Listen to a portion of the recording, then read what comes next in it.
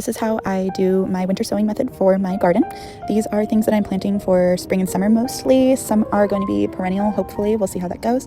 I just am choosing a cheap potting mix, using some totes that we're going to repurpose for little greenhouses, and showing you some options of containers. You can reuse some containers from your house, solo cups, reuse pots, or get clear cups. The clear cups are nice because you can see the roots. So this is about kind of what you want your mix to be. You want it to be loose and airy, not dense and not a lot of wood in it.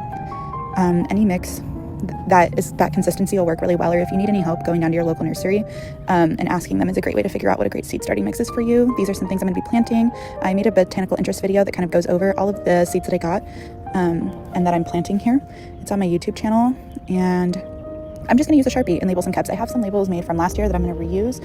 And then I have some little tag ones that I did use, some of the little like stake ones that you stick in, but mostly I'm just writing it on the side of the cup. So you can put tape on the cup if it's hard for you to read it. Some of these, it's hard to read with the dirt, so you kind of have to like move it around if you're using the clear cup, and then you write with a black Sharpie.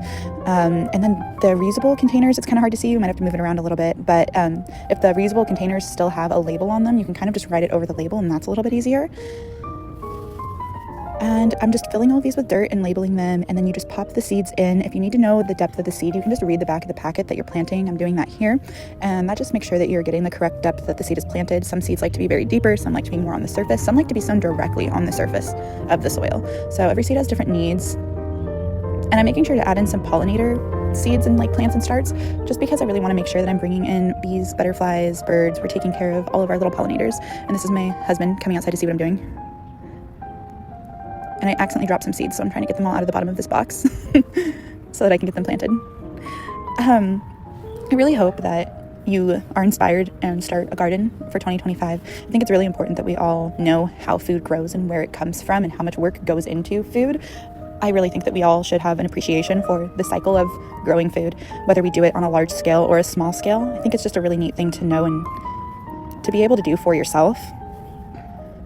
So these seeds I got from Botanical Interest. I already said that, but you can get seeds from many places. Going down to your local nursery should be a way you can do it. You can also order them from plenty of other places online.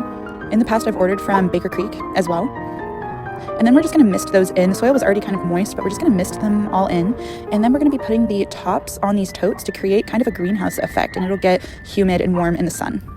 And that's all.